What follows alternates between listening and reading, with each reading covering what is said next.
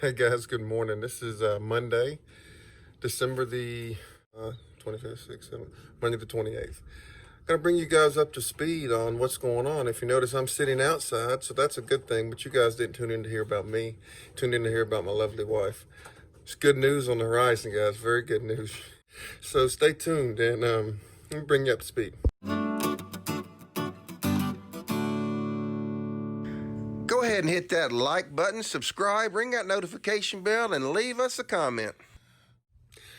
So guys, I may have to start and stop this a couple times to get through this, but we did a Christmas night into Saturday morning. I released that last video on Saturday, the day after Christmas. They put her in twilight sleep for quite a while to try to let her quit fighting everybody and quit pulling out her IVs and quit pulling her forced air oxygen off.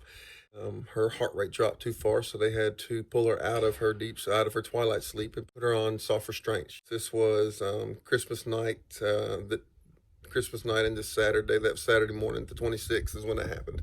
She stayed in soft restraints on the 26th and forced air oxygen throughout Saturday. Was not a good day.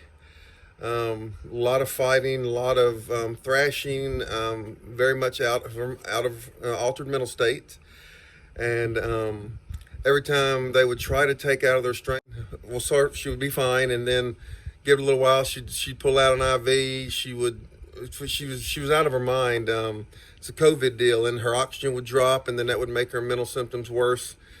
And just wasn't a good day. It was very tormenting for the nurses, very tormenting for us. Obviously, more tormenting for her than anybody. But you hate not being able to help your wife. You just hate it. You hate not being able to help your wife, not being able to help her get through what she needs, not being able to get there. So that takes us through most of Saturday evening. Saturday night rolls around, can't get in touch. I did talk to the doctor on late Saturday afternoon. She told me again of the struggles that were going on, but that if they could keep her restrained, keep her oxygen going, signs were looking better. They were looking better, minimally, but they were looking better. They didn't have one other spot that they could use get an IV into her body, so they had to leave her in restraints. They would not be able to take her out of restraints again until they knew for sure she was good. Saturday night rolls around, I can't get in touch with the nurses all night long.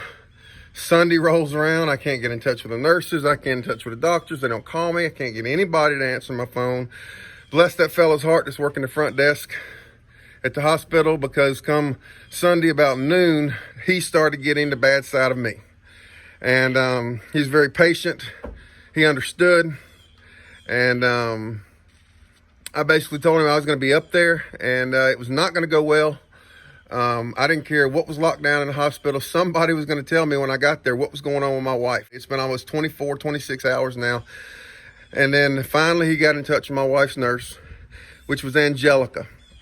Angelica was the nurse that she had for the first 3 days she was there, when she was in her most critical state.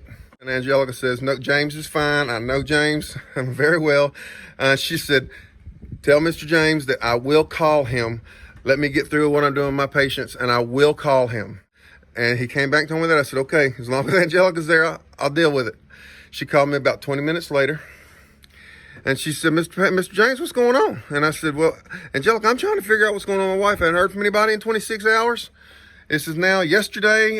It's about probably 4 o'clock in the afternoon when I'm talking to her. And she says, oh, she's just sitting in the bed, Jay chilling. I said, to what? Yeah, she's just sitting there, Jay chilling. I said, Jay chilling? What do you mean? Oh, she's in good shape. I said, mentally, she's okay? Oh, yeah, she's been chatting up a storm with me all day long. Telling me what she needed.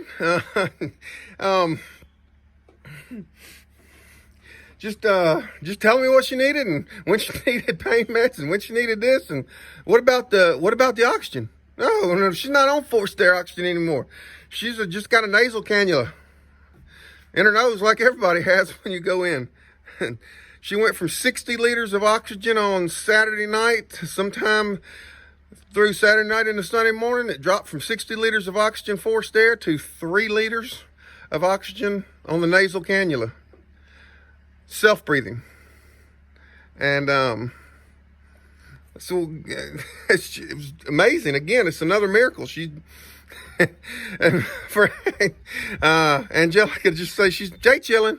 She's just having a good old time, just sitting there. You know, she wants to come home. She wants something to eat more than I can give her. She left some Wendy's or something like that, but she can't have that. She has some another CAT scan in the morning. Her stomach has to be empty to double check everything with her abdomen and the tear. And she's still in the INCU. That was as of yesterday. They got her phone back, and she started texting immediately, and she called, and I was talking to just normal Angela again. She talked to the kids. She talked to the grandkids yesterday. She's just normal Angela. Very weak, very tired. Still struggling a little bit to breathe, but just normal Angela. And she called me last night. James, she said, they just told me about 11 o'clock. They're fixing to move me out of this INCU critical care and move me to a normal room. And so she went this morning. She had a good night. She called me late last night, called the boys. She's been calling people, talking to them. She posted again on Facebook on her personal page this morning. Just saying she's ready to get out of there. And she called this morning when she was waiting for this CAT scan. She told me they said they'd probably send her home with oxygen. Probably be coming home in the next day or so. We're elated, guys. Thank all of you for your prayers. Thank you so much for your prayers. Angela has been prayed across the world, across the U.S., across the country, YouTube, everywhere. The power of prayers worked. I'll let you know. I'm sure there'll be video when we go get her. Now, another quick update on me. Not that it matters, because we don't care. We do not care. But a quick update on me. I'm standing outside. Last time I told you I couldn't even stand outside. You guys have been praying for me too. My pneumonia seems to have gotten better. I'm not going to do anything. I'm not going to push myself. I'm still going to rest. But I had to get outside today to give this update. And I can breathe heavy, breathe deep. I'm not hurting to do so. The downfall of this, bless her heart, my daughter-in-law, Brooke, because she's in the medical field and exposed to our family with COVID, she's already been out of work for 2 weeks, taking care of me, Angela, her daughter, my granddaughter. But she tested positive for COVID yesterday. And she's not feeling too hot. She's in the medical field. She won't be able to go back for at least 2 weeks. So they're in the process of building their house here on the backside of our property, and it's a month, no income. So keep her in your prayers. Keep the rest of us in your prayers, guys. Keep praying for my wife to come home. I will let you know when that happens. Thank you so much. We love y'all. We love y'all very much.